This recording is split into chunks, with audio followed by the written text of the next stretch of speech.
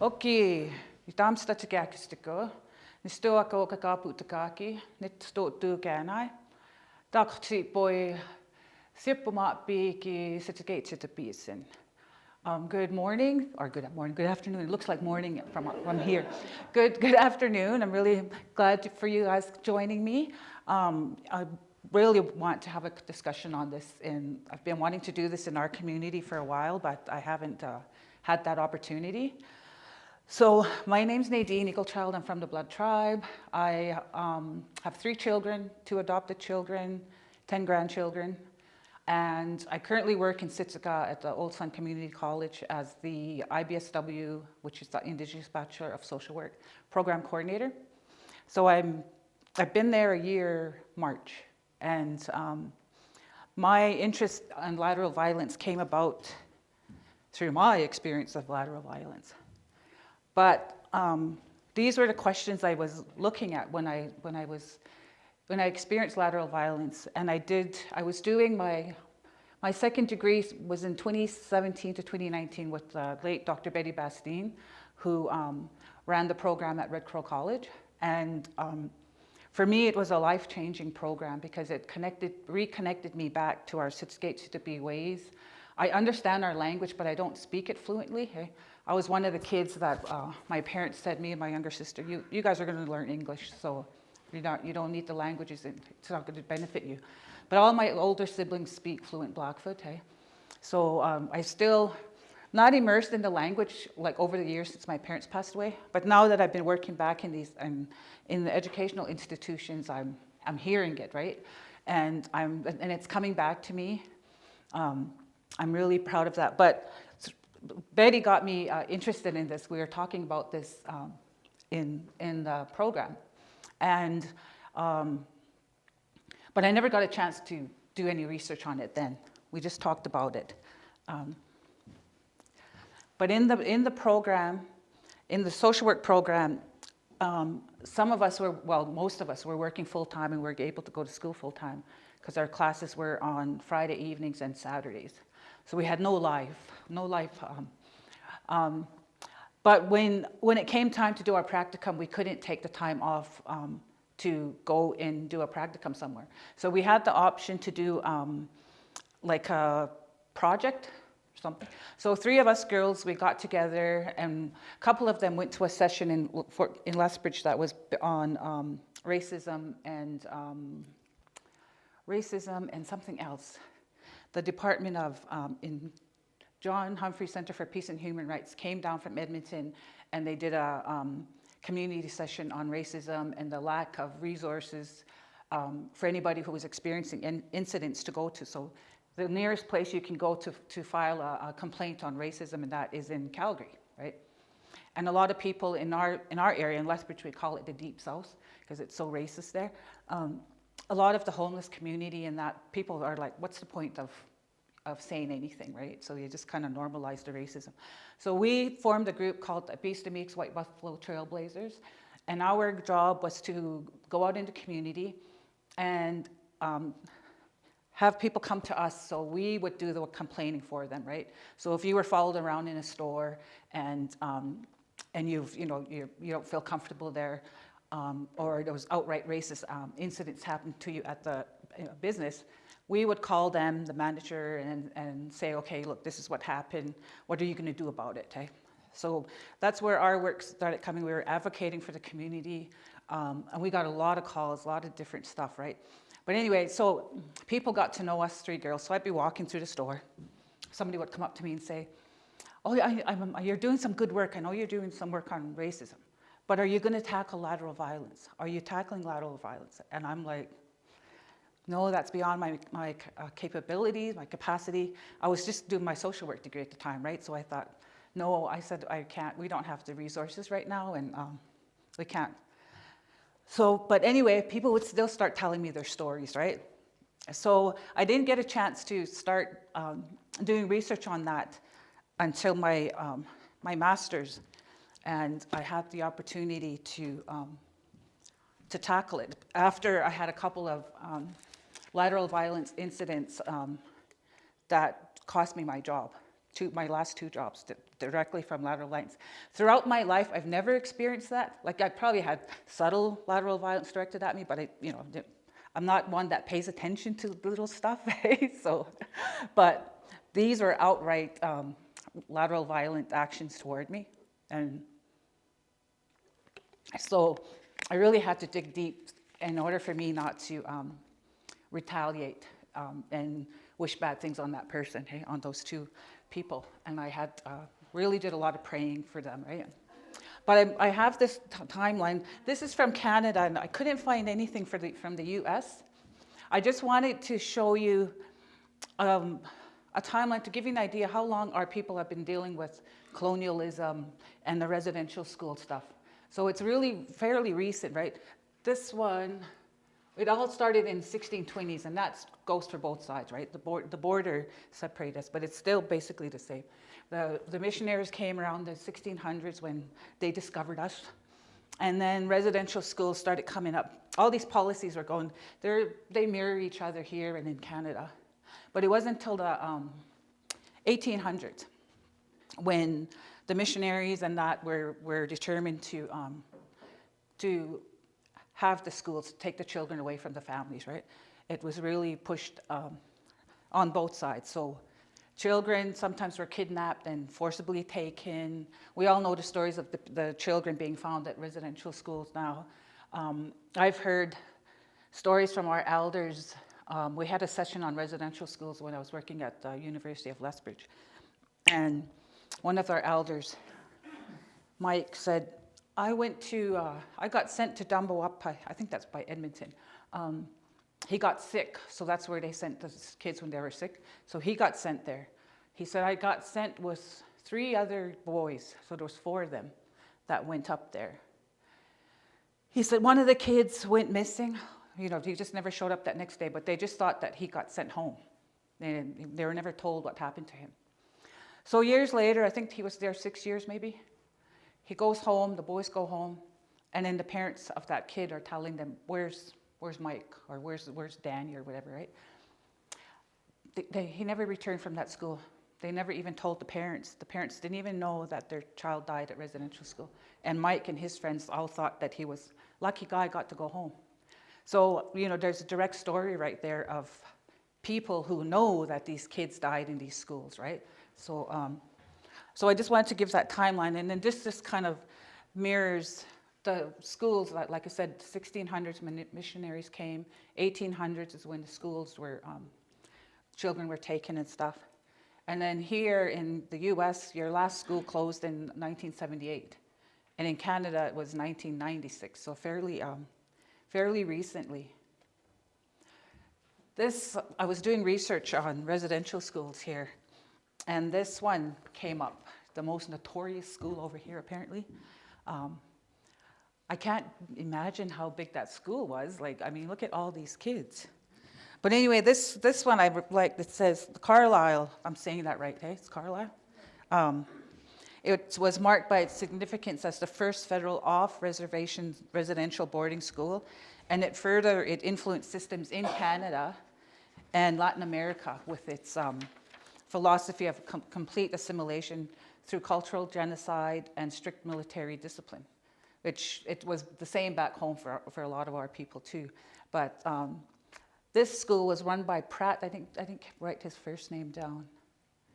So this school was meant to strip the students of their Indigenous culture by implementing strict rules stating that each student was to take up their colonialist name, their clothing, the language, the religion, and then to cut their hair. And then maintaining ties to their culture was strictly prohibited. And I'm sharing this with you because it's important to understand where our lateral violence comes from, hey? So students face corporal punishment by breaking rules, and like assimilation being the main point. No and community contact. These children were not sent home to their parents. That was the case at other residential schools, but this one they said, no, we're minimizing contact between the parent and the child. So some of these kids, they did an outing program is what they called it, where rather than sending the kids home for the summer, they were sent to white homes and they were there to work. So they were doing they were maids or they were farmhands, and they were supposed to get paid. They were supposed to get paid for it, but a lot of them didn't get any monies. And then the white families that took them, profited from these kids. So that was like slave labor. So that I don't recall. I think we had some schools like that, but I don't recall finding anything back home that mirrored this particular school. But this school's apparently pretty notorious. This is Old Sun Community College, where I currently work, and this was the Anglican residential school. And interestingly, the school gives tours to the schools in the surrounding area and any organizations that want to come and actually see a residential school. So I remember being asked, I went on a tour with my supervisor, Lateral. She does the tour, she does a big thing on the residential school stuff, and then says, well, now it's an educational institution, we've turned the table around, right? Anyway, so I went on a tour with one of the girls, a summer student, and I said, I want to go on a tour with you and listen to your presentation. And it was really interesting because our residential school in Ghana, it was Red Crow College, and it burnt down. I think they took it over, the tribe took over, I think that's 96, like 76 or something like that. It was changed from a residential school. But I went to school here. My room was right there. It was the same building, hey? So it's interesting because in Old Sun is a lot smaller than Red Crow College was, hey? But it's the same layout. When you walk in the front door, and our thing was like that too. You walk in the main door, you go straight ahead, that's the chapel. It's our library now at there. And then we had the senior girls here and the junior girls. Yeah, senior and junior up here. And but it's the same layout. So when I was with Laura, she's like, oh, Laura Lee's away today and there's a tour coming through. Could you do the tour? And I was like, I'm not even from Sitska. I don't know if I should, right? But anyway, when I went on a tour with one of the ladies, her mom works on the culture side, but she went to school here, hey? And she was doing the tour with her daughter. And so we went upstairs to the top floor. That's where the girls were here in Old Sun. And right now, it's the top floor is a nursing lab. Hey, they have an Indigenous nursing program, so that's the nursing program. But anyway, I was at the back, and I just stood there, and she was standing there. She just started shaking, and she said, "Give me a minute, give me a minute." And then she started crying. She was just shaking, like no kidding. So what's her name went? There was a smudge bowl there, so she lit the smudge. And then she said, I never thought I'd come back here. I spent 7 years of my life here, and it was pure hell, and I never wanted to come back. I never wanted to set foot in this building. But this is a healing journey for me. And yeah, she was just shaking, eh? But anyway, so we went downstairs to the basement area. And it's just, right now, it's just the empty room. It's got a rug in there, but it's just kind of like there's some boxes and stuff in there. And she said, this was our playroom. She said, look around. This was our playroom. We had no toys. We had no dolls. We had nothing. There was nothing in here, but it was our playroom. We came, playtime, and we sat down here, and that was, one girl asked for a ball one time, so we actually got a ball. She says, but that was it. Imagine just a cement floor, and that was our home, right? Anyway, so it was a real eye-opener for me listening to her tell her story. And then so I end up doing residential school tours, and I took one, let's go to the boiler room. And it's actually pretty scary because I got brought to the boiler room. And as soon as they opened that inner door, oh my gosh, I just got this feeling just going up all the way up my back. I couldn't shake it, hey? That whole day, when I went home, I smudged, and but I just had a heavy feeling when they opened that door, hey? And that was at this school, right? And they opened that door. So it was, it's there, but it wasn't a bad thing, hey? It was just like a heavy thing. I've never felt anything there, though, since I've been there. But anyway, so that's the history of residential school stuff, because that residential school is where lateral violence came from. All that abuse, the sexual, the mental, and physical abuse that our parents went through, our grandparents, all that violence that they experienced there, it eventually turned to student on student abuse, right? So that's where the lateral violence originated, is from those schools. So I'll just read this. There's another definition, I really like it. So unlike workplace bullying, lateral violence differs in that Aboriginal people are now abusing their own people in similar ways that they have been abused. It is a cycle of abuse, and its roots lie in factors such as colonization, oppression, intergenerational trauma, and the ongoing experiences of racism and discrimination. And you could actually see people doing that, right? Hey? Especially little kids. So I like this definition. At its core, lateral violence is misdirected anger.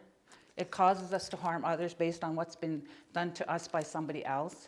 And this can cause a complex web of infighting that damages relationships, organizations, and communities.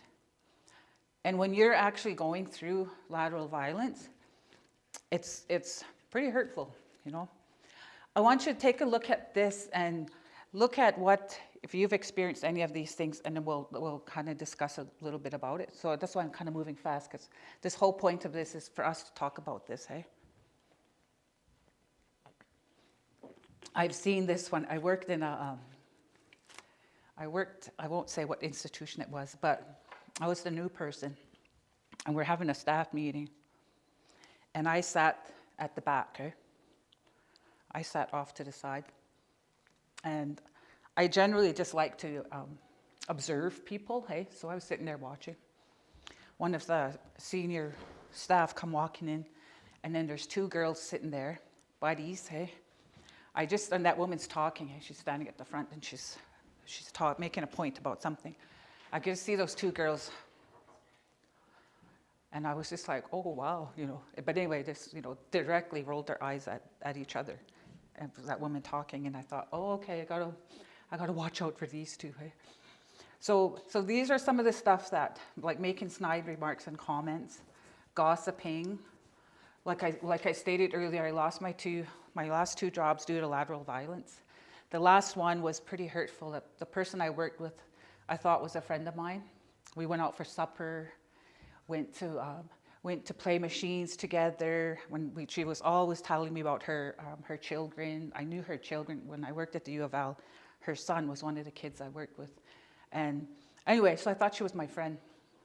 We both started this job at the same time. The day before my 3 months probation was up, the people from Calgary came down, and conveniently she wasn't in the office, and they just handed me a paper. My supervisor was just sitting there, wouldn't even look at me. It was the HR person that gave this to me, and I was like, what's this?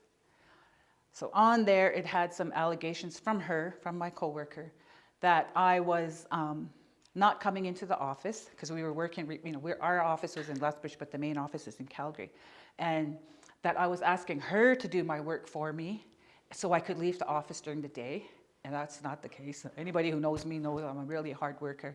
I go above and beyond, and I was always like, okay, could you quit talking? I'm trying to do my work. But anyway, so she lied about me, and I had no opportunity to even stand up for myself and, you know, say anything. I was literally speechless when I was reading what she was saying about me. So for me, it really took a lot not to have those hateful feelings toward her and want to retaliate. And I credit that for the social work program that I took with Betty. It changed my outlook, and I wasn't having that victim mentality. But I thought, you know what, we got to talk about lateral violence in our communities.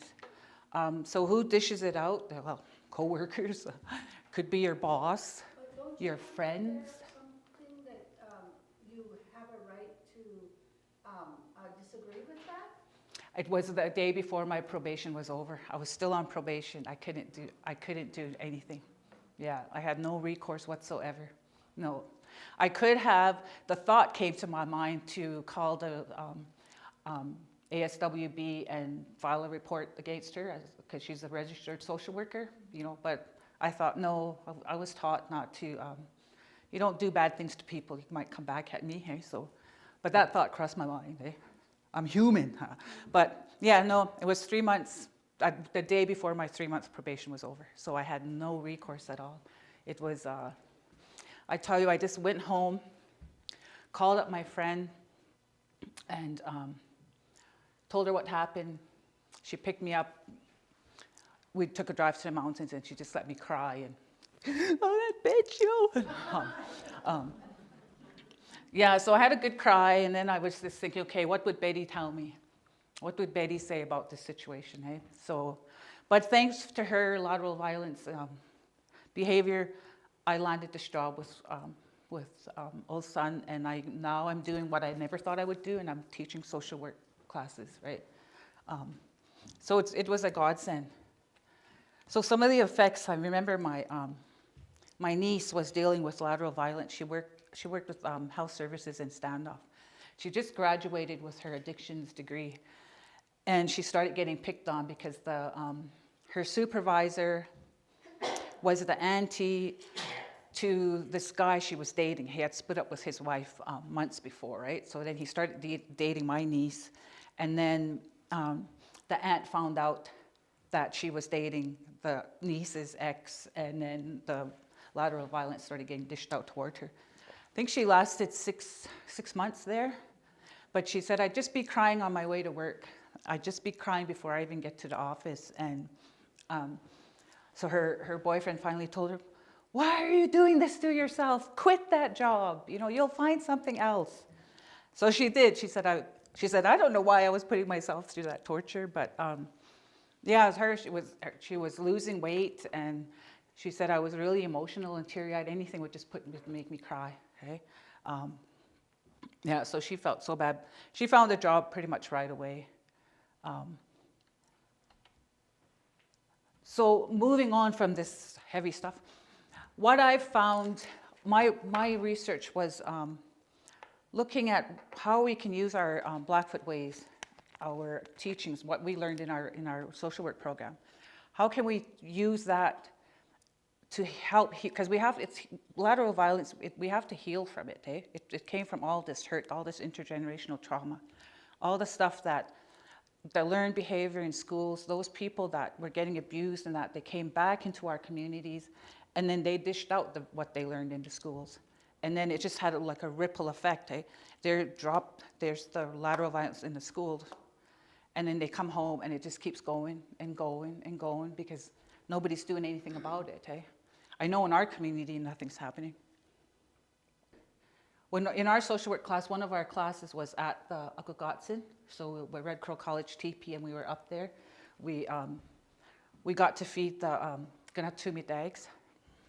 And it's kind of a funny story. We had some non-Indigenous people in our program, and we were doing a course with the Master of Education students from the UFC, and then us, and Francine was in the program with me. We were in the program together, and we were high school friends, hey? So we've known each other a long time. So anyway, we're at the Akugatsin, and then they're like, okay, you guys are gonna feed the brave dogs tomorrow. So, you're making fry bread, you're making berry soup, you're going to do this. So we all came, and so those white women said, make sure you guys have a good breakfast, right? You know how if you've gone to the Akugatsin, there's no set time when things happen, they just go, So anyway, we get there, we are told, okay, you guys are going to be the third stop, go set up over there. So we all get there with our stuff, we're all sitting there. They start the ceremony, and then so at each stop, hey, they're feeding, they go off and they feed the brave dogs. It was coming up to us, and that one girl was like, oh, I'm so excited. She said, I'm really hungry. I didn't eat breakfast. I can't wait to have some of that berry soup and fry bread. And we're looking at her, we're like, we're not going to get anywhere. We're feeding them. So one of the girls said, I have an apple. But it was so funny, but nobody told them, right? But it was so funny. So So those are some of the teachings that we got, hey? And with us, I find, and with with me and the group of students I'm working with, we started out with 24, we're down to 21 students, so we've lost a few. But I've noticed that them learning our ways, and this lateral kindness movement, it's meant to, it's a movement now, and there's a lot of tribes back down east in Canada that are using this in their community, hey? There's one small tribe there that has their chief and council passed a declaration that no business or organization on the reserve is going to be allowed to dish out lateral violence to anybody. So it's coming from the top down, right? So, and it's working. They said it's working. The community's healing. They're working together, and there's no infighting in the community. So this lateral kindness movement is based on our Indigenous ways, kindness, humility, and that kind of stuff. So I was looking at this, and I was like, well, how do we use this in our Blackfoot for using our Blackfoot ways? So these ontological responsibilities are things we learned with Dr. Betty Bastine. She really drilled these into our heads. She says, we call these responsibilities because, like with Western values, you're like, okay, you're a kind person, you don't steal, you don't, it's like going to church on Sunday. You go to church on Sunday and then you repent, but then you go back out into the community and you do bad things to people. That's, she said, with this responsibilities, it's called a responsibility because we embody it, we live it on a day-to-day basis, right? So our spirituality, I won't read all of it. Our spirituality is a big one. Atimutskan, kindness to others, gimapipitsin, respect for others. I'll get back here. I told myself I wasn't going to say to be Blackfoot, and I think that's one of the big key things here is remembering where we come from and bringing ourselves back to our community, going to see the elders, ceremony, being out on the land. Our classes were out on the land. I'll show you a picture. Our classes were out on the land, and that's what we're doing with our students too. We have a cultural camp, so we're planning our cultural camp August 7th, 6th, 7th, 8th. And then in one day in July, they're going to feed the Horn Society in Sitka. So the students will cook and we'll bring them down to feed that's a 4-year commitment the program has made. So this will be their 2nd year that they're going to be feeding. So all these things, being helpful to each other, being aware. Like I told you, I'm one that's not observant, hey? It's being aware of your environment. So after taking my social work program, I really noticed things in the community, or just out and about, that I never noticed. I paid attention. So one time I was driving home, and I seen this eagle in the field. And I slowed down, and it was kind of swoops down. Here there was a gopher. It was playing with that gopher. That gopher would run away and it would swoop at the gopher, and the gopher would stop and it would turn around and look at the bird, and then it would run toward the bird, and then that eagle would come swooping at it, and then it would run away again. But it wasn't catching it. It was playing with it, hey? And I was like, oh my gosh, if I wasn't being observant, I wouldn't have seen that. I didn't know birds and gophers can play together. I've seen dogs play with birds, but I've never seen an eagle do that with a gopher. But there's just stuff like that. I'm always looking at myself, at the stuff. When you're driving down the road, or a lot of times you'll be driving, you'll go like 5 miles down the road, 10 miles down the road, and then you're like, I don't remember 10 miles I just drove by. I was just blank, right? So I pay attention now because I drive to Sitka on Mondays from Lethbridge, and then I drive back on Fridays. So I really pay attention to my environment, and I see things that I would have missed. My grandkids are learning to do that as well. So this is, I think the importance, is key, because I've seen this with our students and us. This was our Masters of Education program with the University of Calgary. They incorporate Blackfoot ways of knowing in the curriculum, land-based learning. So in this picture, we were in Waterton with Mike Brewsted. And this area where we are sitting, that's where the, Kino fire went through. So the fire unearthed a lot of Blackfoot artifacts in there, in that place. So they can go back and carbon date and say, okay, yeah, you know what, the Blackfoot really did. You know, this was there. They passed through these mountains.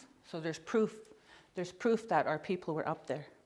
So that was really amazing. We learned all the Blackfoot terms for the area of Waterton, right?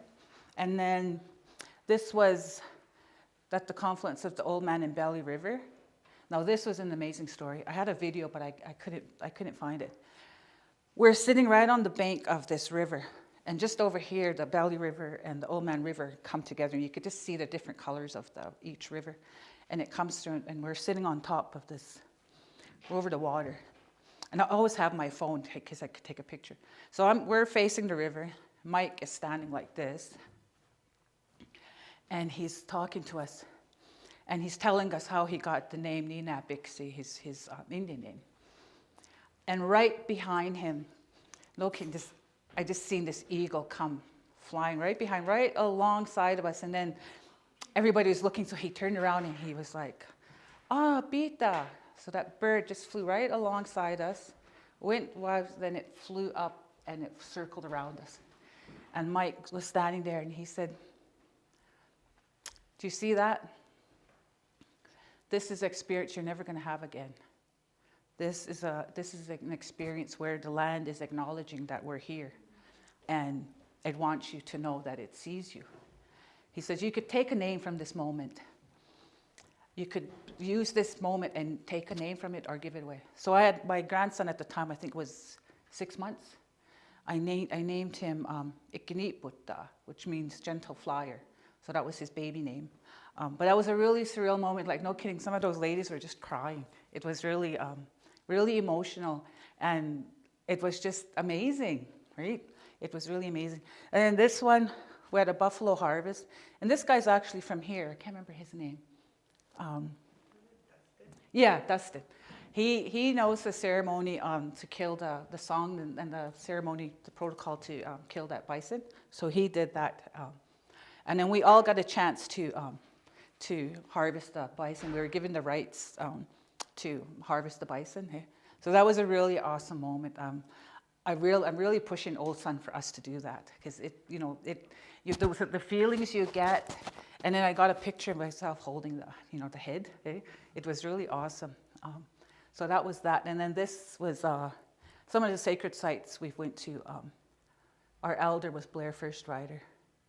So we're looking at, with our group in Sitka for our cultural camp, we're going to take them to the Old Woman's Buffalo Jump and Okotoks, which is I can't remember the name, the Indian name for that. You know the name for that? Well, it's a big stone, they call it the erratics or whatever. It's a big area just by Okotoks. And there's a lot of etchings on the stone.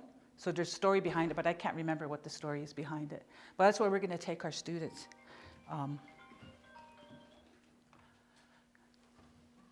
So what I've seen, like I've saying, I've noticed that learning our ways, going back out to the land, learning our language, and connecting with our ways again, hey? I've really seen that this is helping and knowing those ontological responsibilities of Kimabipitsin and going to ceremony and even just smudging every day. Like when I'm at work, I always like my smudge. The students really like that smell. I remember when I first started at Old Sun, I had my smudge lit in my room, and I could hear somebody coming up the stairs. They was just kind of going, oh, I like that smell. He looks in my door. Can I smudge? And I was like, oh, go ahead. So I light my smudge all the time. And they, like, you can smudge here. So anyway, I got in trouble for my smudge, though. Well, not me necessarily, but in our classroom, we'll smudge every morning before, we'll smudge and pray before class. And I have a little pan. and I had it on the table. And usually I'll grab it and I'll put it in the drawer. But that day I left early, and the other lady didn't put it away. So the elder, Herman, came in. I got to talk to you. I'm like, what? He's like, you got some ceremony people in your class. That smudge, you don't leave it out. You put it away. Nobody should be walking in front of it and stuff. And I'm like, okay, all right. So he's really good at like not chastising you, but just telling you, hey, you don't do this, right? But how do you know if you don't know, right? We had an elders gathering with Sitsica, Blackfoot, BCHB, Blackfoot Cultural Historical Society, and Chief and Council. We all came together and invited elders in the Sitsica community, and we wanted to know, get their input on sacred knowledge and knowledge, right? Ceremonial knowledge. And how do we use that information in our classrooms, right? And then how is BCHP going to do that as well with their programs, right? And it was really interesting because there was a young girl that was there with us, and one of the older ladies actually at our table, I can't remember what her name was, but we were talking about knowledge. And then the elders were saying, well, that's common knowledge. That's common knowledge that you don't go up and walk in front of somebody that's in ceremony, Motu Geeks or the Eatskineggs. It's common knowledge that you don't touch so-and-so. And that girl was like, she says, no, it's not. She says, I went up to so-and-so. I didn't know that I wasn't supposed to touch her, but I got in trouble. She just turned around and she gave me shit, hey? And she said, so it's not common knowledge. And if elders are going to get mad at you, or ceremony people are going to get mad at you, they should do it in a good way. She said, I really felt bad. I didn't know. And so when I had to get up for our table, because I was sitting with the elders, and each of us had at the table with the elders, and they had a list of questions they had to answer. And I'm always saying, I'm not from Sitsica, but I'm always getting thrown in the front. Anyway, I was saying, no, you get up. No, you get up. So I had to get up and talk. So I can't remember what the question was, but I was telling them what our group talked about was this common knowledge that some of you are talking about. It isn't common knowledge. I know, like I worked at the U of L, University of Lethbridge. I worked at Lethbridge College, even at Red Crow College, even at Old Sun. A lot of our youth don't know these protocols. You don't knock on somebody's door that when the Motu Geeks or the Eatskineggs, you don't knock on their door, you just holler, go in. You don't walk in front of them. I remember my dad giving me shit for walking over somebody's legs. You don't walk over their legs. You don't go outside with your lit cigarette. All these things came back to me because I remember them as a kid, but I've been away from it all these years. So it's not common knowledge. And then we're telling the elders, the ceremonial people there, that if you're going to get after somebody for not knowing, you got to do it in a good way. Because then you're turning off that child, that youth from wanting to know more, right? And that older lady, she said, I really felt bad. I had no idea that I made a mistake. And she should have told me, you can't do that, right? So with what works is what I'm saying is, with our program, we had 22 students, and there was 2 girls kind of fighting with each other. They're like, okay, I don't like the situation here. So we took them aside. We had one of the elders come in and sat down with them and kind of mediated with them. And then it turned out that it's just miscommunication. So once they each said, okay, you did this. You didn't say hi to me when I walked by you this morning. And the other girl's like, I was in my own little world. I didn't mean anything by it, hey? So that's kind of, so these are things like the lateral violence stuff, the things that happen. It could be just all you, right? You're taking something the wrong way when that other person never really meant to. But going back to our Blackfoot ways about being kind and being respectful to each other, those girls worked it out. They sat there and said, I'm sorry. And afterwards they said, what we're learning in ceremony and we're learning in this program, I would not have been able to say this a year ago. I wouldn't be able to come up to you and say, I'm sorry, and take ownership of my behavior. So I'm saying the land-based learning, these students are connecting with themselves. They're a cohort. There was one student, I tell you, it's amazing. She was really, really, I guess angry is the word, hey? When she talks real loud, real angry. And then, and there was an incident that happened in class and last semester.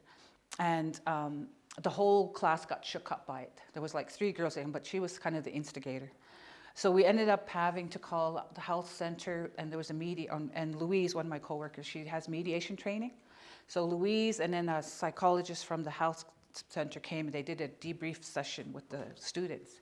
And they had the elder come in and said a prayer for them to have, good things go good and whatnot. That girl got up and apologized to the whole class. And everybody, then she said, and I know her mom, hey? Like I know her anger, I know her mom, I know her history, and so I don't blame her for having that mentality. But she started going to counseling, hey? And we're encouraging the students, there's nothing wrong with going to counseling. You need to heal. So she's been going to counseling, and I swear that change in this girl from just what she's learning and then letting go of that anger she was carrying, you never know. She's a totally different student now, and a lot of people are really noticing her, and that's just because of what we're learning. She's not dishing out that lateral violence to anybody anymore, because she'd be like talking loud and saying things about you behind your back. Hey, I was one of them, huh? But I have thick skin, so I was just like, just doing my job.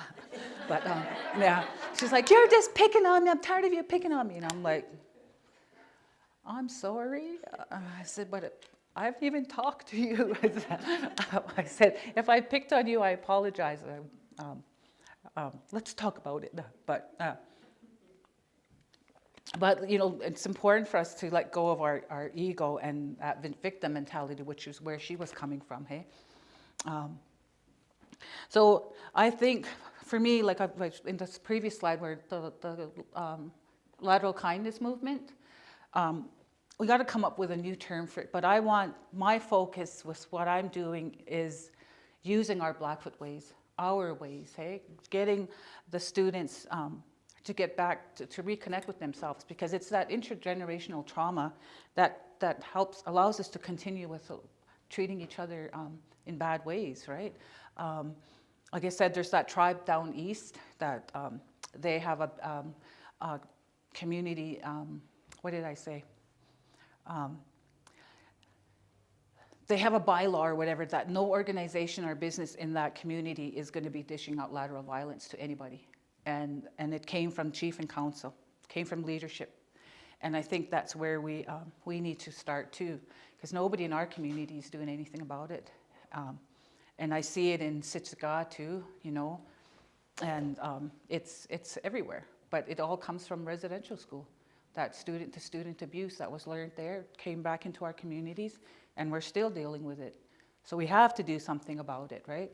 And talking about it is one thing, but just knowing that your parents, like, I was just in a presentation, I can't remember what that woman's name was, but she said with her history, with her knowledge, what she's gained going back to school, she really finally understood why her grandfather ended up on the streets. She finally understood why, and she didn't feel bad or embarrassed about it anymore. She said it's because of residential school, because of the intergenerational trauma that they suffered, and they have nowhere to go, right? Nowhere for that outlet. And as one of our elders said, he said, I saw that. I was there when some of my friends were abused. I almost got abused, but I was lucky. I kicked that man. He came up to my bed in the middle of the night, and he said, I just put my legs back so far, and I kicked him as hard as I could. He just grunted, and he fell off the bed, and then he never touched him again. He said, but some of those other guys weren't so lucky. We all know who got abused.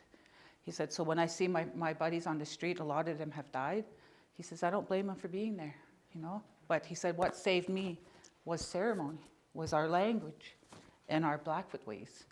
He said, I thanked Mr. Dookie for that, but I don't blame those people that are on the streets, because, they were really abused badly, right? one of my sisters too, she never talks about what happened to her, but her anger comes out too. And I'm always encouraging her to go see a counselor, but she's too old. she's like, man, I don't need a counselor. I'm my own counselor. But yeah, she's real pig-headed. She won't then. But the sad thing was her, like, and I never knew this in my own family. My siblings, my older siblings, when they got sent off to residential school, my dad was drinking a lot at the time, apparently, so they got sent off. When my sister and I came along, so I have 6 brothers and sisters on with dad, mom, 6 brothers and sisters. So we're the Brady bunch, and there's me and my sister, my younger sister. So when we came along, Dad had slowed down with the drinking. He was an eat-skin ass, so we spent a lot of time at the Akugatsin. I remember I only know one of my grandparents, and my grandma, her name just slipped my mind. My grandma Jenny Eaglechild, can't remember her name. I remember her telling us all these stories because we weren't allowed to go out as at 9 o'clock. We're in the tent, the teepee. The parents are at the center, and we're in the tent with Grandma, and we're like, all our cousins are outside. I really wish I was playing outside. So she'd tell us stories. So I know a lot about this, and like I said, I understand the language. I don't speak it fluently like my siblings do. But it's slowly coming back to me. I could pray in Blackfoot now, and I'm so proud of that. But I still get shy. Like my boss told me, do you want to say the prayer? And I was like, no, you should say the prayer. Your mom's a priest. She's like, I said, okay. So I said it, I prayed in Blackfoot and then ended with English. She was like, I'm really impressed with you. I didn't know you could talk. I said, I could talk. I just don't. Then you guys will be making me do Blackfoot presentations at Old Stock now. But, so some of these questions that I wanted to ask you guys is, have you been impacted by lateral violence? And I showed you that table of all the different stuff that we can go through. How can our Blackfoot ways heal? And like I said, and I've seen it here. I've been an amazing couple of days. It's amazing presenters, and I'm really happy to hear that you guys are doing what we're all doing over there, is going back out to the land, because I think that's key, is us going out on the land and reconnecting. That's telling me, okay, your time's up. I'm so busy. I set my alarm to leave to work. I set my alarm for lunch. I set my alarm for 4:30 so I could leave work and not stay all day. Yeah, I have to set my alarm. I got too much going on, but I'm really grateful, and my hand to heart for our new president at Old Sun, Maria. She's just amazing. It's all about being inclusive.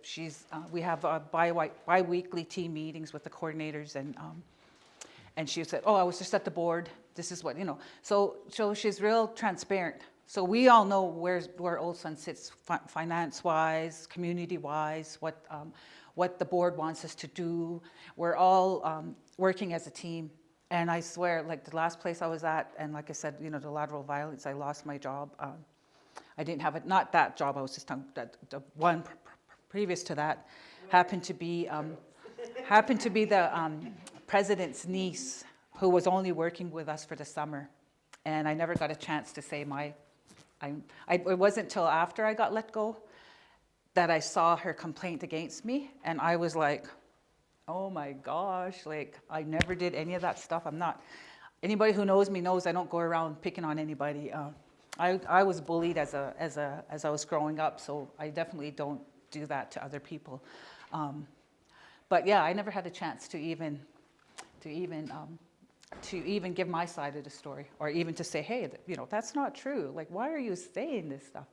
And even after I left that place, I had a coworker said, you know what, I met so-and-so, and she's still talking about you. Said that she lost her job because of you. And I said, she was a summer student. I was already gone. Anyway, that's the thing with this, and I think, like I said, I really credit the social work program that I was able to take with Dr. Betty Bastine, late Dr. Betty Bastine, because it really was life-changing.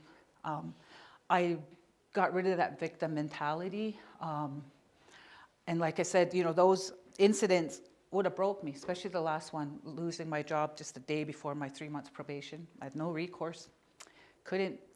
I was speechless, and had I even wanted to stand up for myself, the probation letter states they can do anything within that 3-month period, and you can't do nothing. So after I had a good cry, I drove through the mountains with my friend.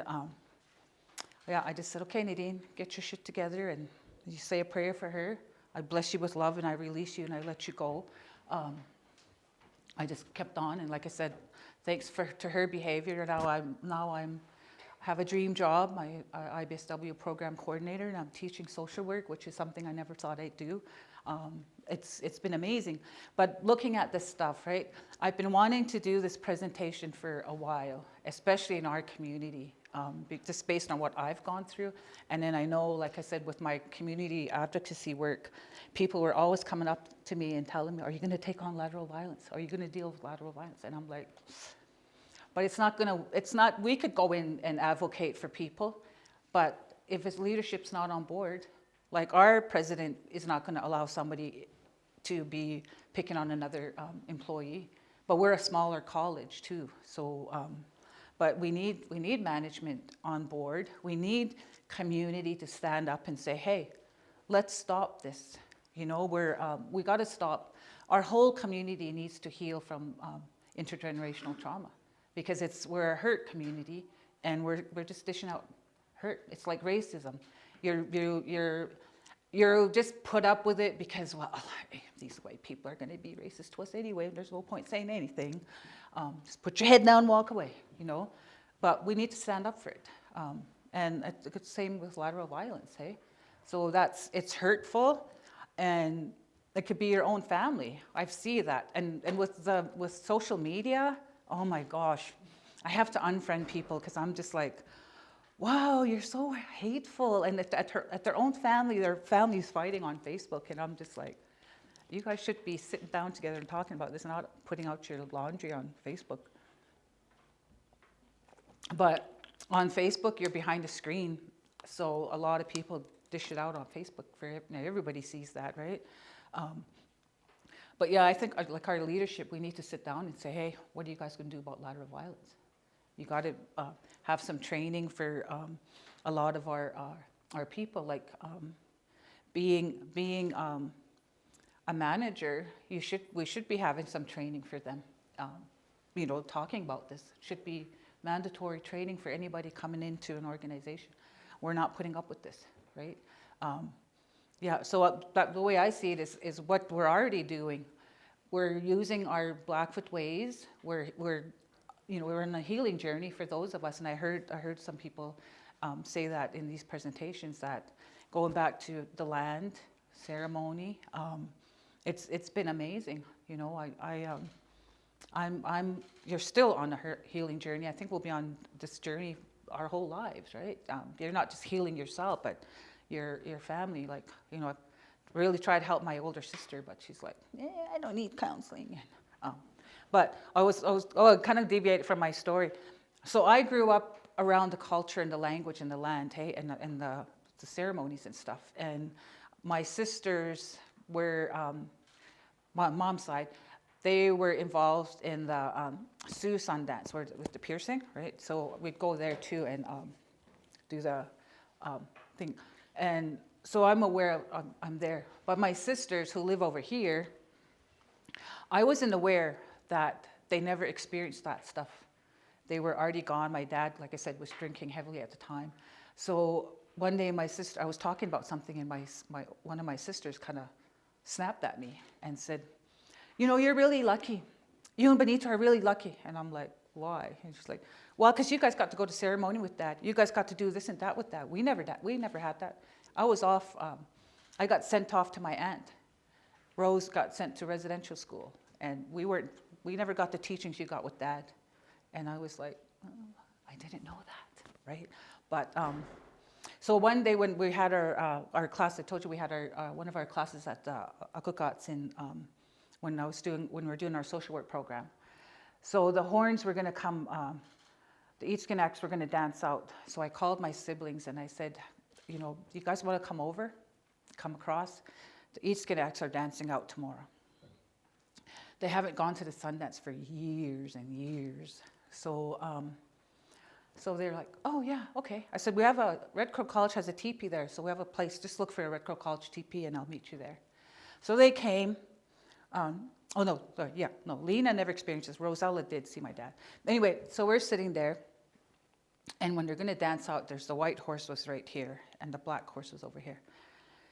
We're sitting there, and my sister, she says, I remember Dad when he rode the white horse. And we're looking at her, what? He rode the white horse? She said, yeah, he rode the white horse.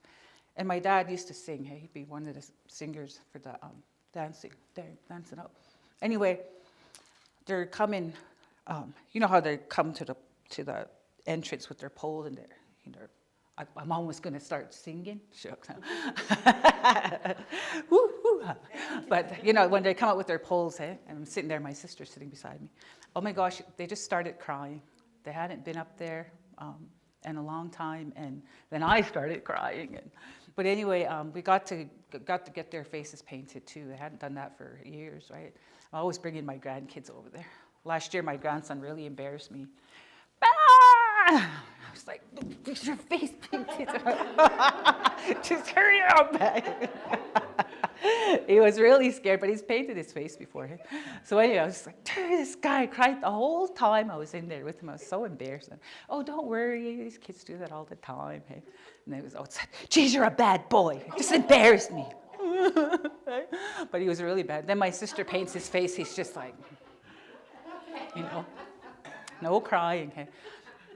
But yeah, so that was that. My sisters, you know, just cried. It was really emotional time. So this year I'm going to try and get them to come back, go get their faces painted. And but that's it in a nutshell. I don't know what you want to talk about.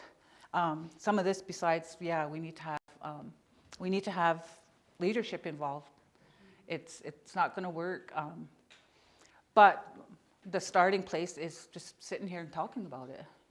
You know, it's hurtful, and like I said, without my teachings in the social work program, I would have retaliated against that girl. I would have called the social work board and filed a complaint against her.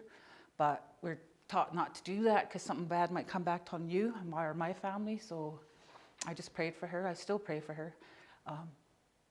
Yeah, I do. I wish her well. But it wasn't for the teachings that I've been getting. I would have been totally different attitude toward her, you know. Now I see her, I could say hi, you know. I bless you with love and receive you. And walk away from her real quick. Eh? But yeah, it's been amazing.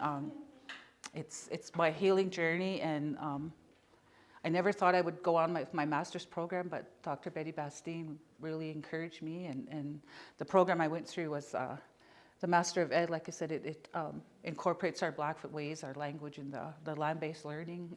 You missed my story about the eagle. I'm sorry. It was a really good story.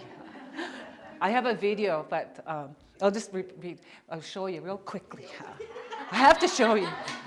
She's a Kanatsumi tag, so she's a brave dog. Okay.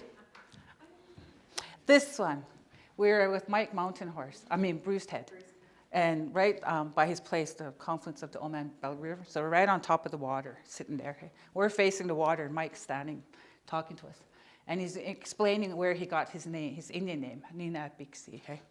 And while he's talking, right behind him, this eagle just flew right alongside of us.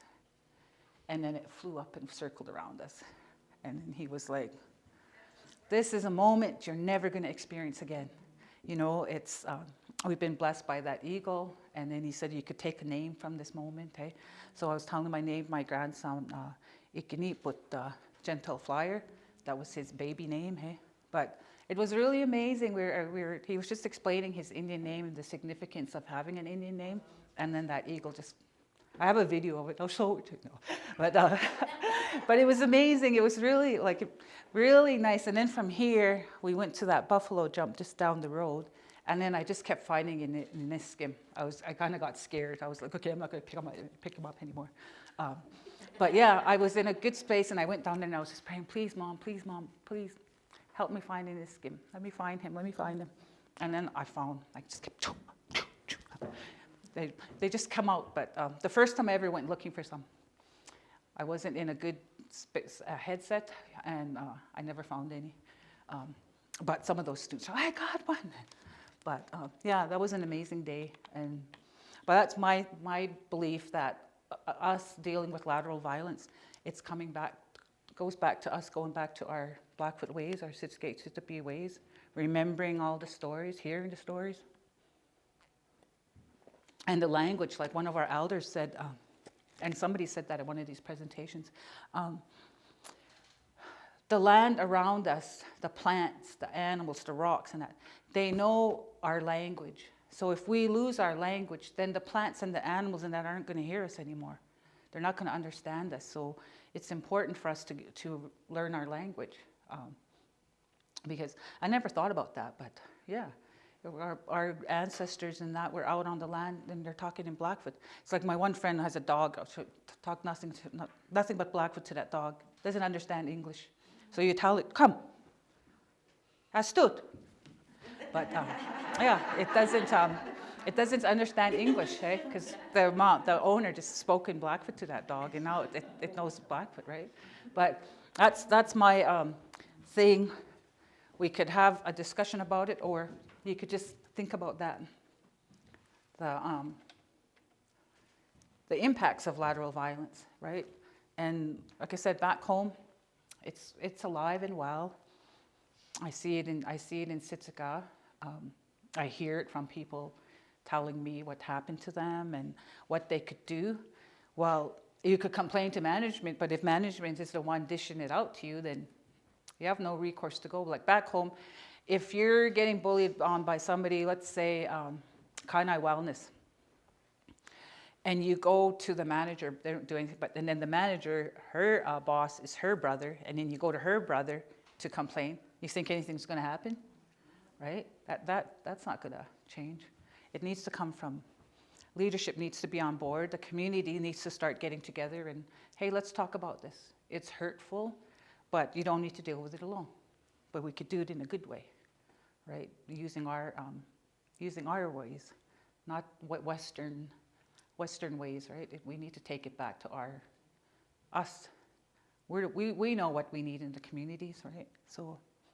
So again, that's my spiel.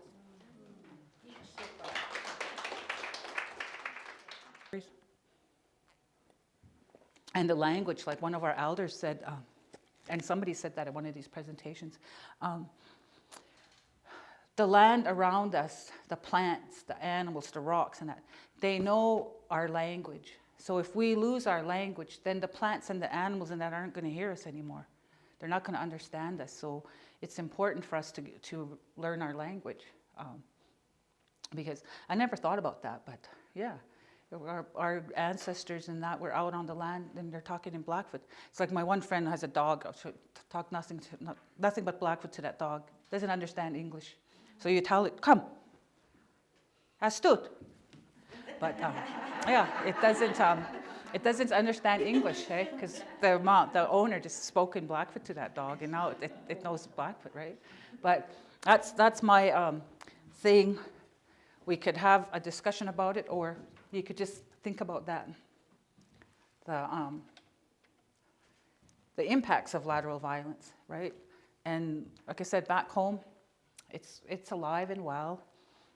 I see it in Sitsica. I hear it from people telling me what happened to them and what they could do. Well, you could complain to management, but if management is the one dishing it out to you, then you have no recourse to go. Like back home, if you're getting bullied on by somebody, let's say Kainai Wellness, and you go to the manager, they don't do anything, and then the manager, her boss is her brother, and then you go to her brother to complain, you think anything's going to happen, right? That's not going to change. It needs to come from leadership, needs to be on board. The community needs to start getting together and, hey, let's talk about this. It's hurtful, but you don't need to deal with it alone.